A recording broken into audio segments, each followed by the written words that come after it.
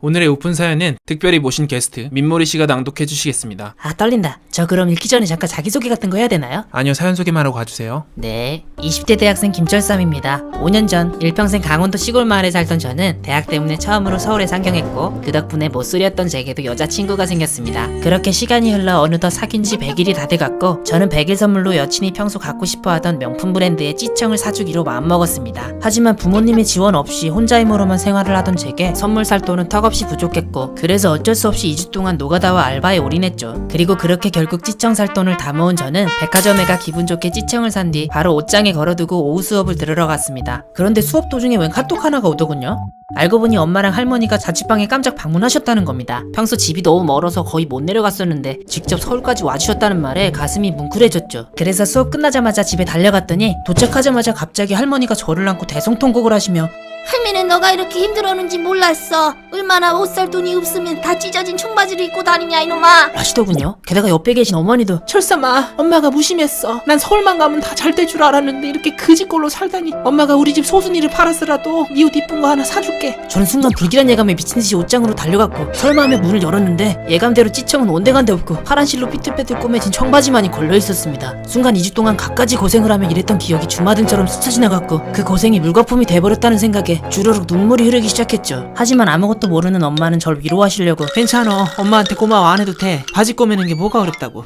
그 후 저는 어쩔 수 없이 여친에게 100일 선물은 하지 못했지만 대신 명품보다 값진 가족의 사랑을 얻은 것 같아 정말 행복했습니다.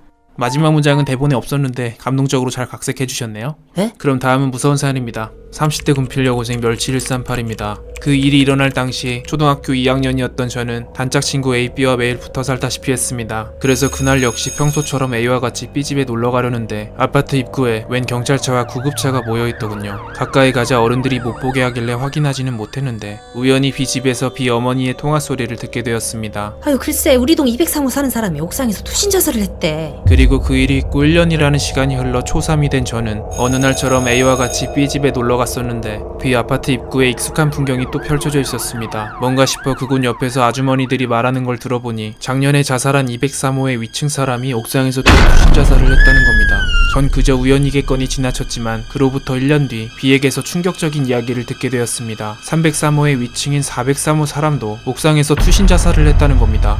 한동에서 3년 연속으로 연달아 자살자가 나오자 B의 아파트는 발칵 뒤집어졌고 주민들은 집값이 폭락할 것을 우려해 사건을 최대한 소문나지 않도록 쉬쉬했습니다. 그리고 암묵적으로 다음 차례로 생각되던 503호 사람은 도저히 무서워 살 수가 없다며 집을 비운 채 이사를 가버렸죠. 불행 중 다행인지 그 이후론 같은 사건이 일어나지 않았고 주민들 역시 안도하며 사건을 서서히 잊어갔습니다. 그렇게 2년이 지나고 저희는 또 평소처럼 방과 후 B의 집으로 향했습니다. 그런데 그날은 평소와 달리 아무리 문을 두드려도 B가 나오지 않았습니다. 당시 B의 집은 복도형 아파트였기에 B가 집에 없는 건가 싶어 복도에 있는 B집 창문을 열어보았는데 놀랍게도 친구 B는 컴퓨터를 하고 있었습니다. 그런데 이상하게도 B는 뭔가 넋이 나간 모습인 듯 했고 움직임도 없었습니다. 그런데 그때 친구 A가 갑자기 제 등을 툭툭 치더니 야 저거 뭐야? A는 복도의 반대편 끝 계단을 가리키고 있었고 그곳에선 까만 갓을 쓴 하얀 얼굴의 노인이 온통 칠흑같이 검은 눈동자를 하고서는 아래층에서 천천히 올라오고 있었습니다. 피로 물든 동아줄을 들고서 말이죠. 저희는 그 광경에 너무 놀란 나머지 서로 아무 말도 못하고 경직돼 있는데 갑자기 B집 문이 벌컥 열리더니 친구 B가 왔으면 초인종을 눌러야지 왜 문 앞에서 그러고 있냐고 하더군요. 저희는 어이가 없어 B에게 장난치지 말라며 화를 냈고 지금 저기 계단에서 이상한 할아버지가 올라오고 있다고 이야기해 주었습니다. 하지만 고개를 돌리자 그 노인은 사라지고 없더군요. 이에 B는 너희야말로 장난치지 말라며 자기는 집안에서 아무 소리도 못 들었다고 했습니다.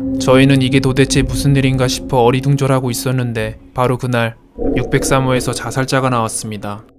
그럼 오늘은 여기까지입니다. 와, 이거 너무 무서운데요? 그러셨어요? 예. 네. 예?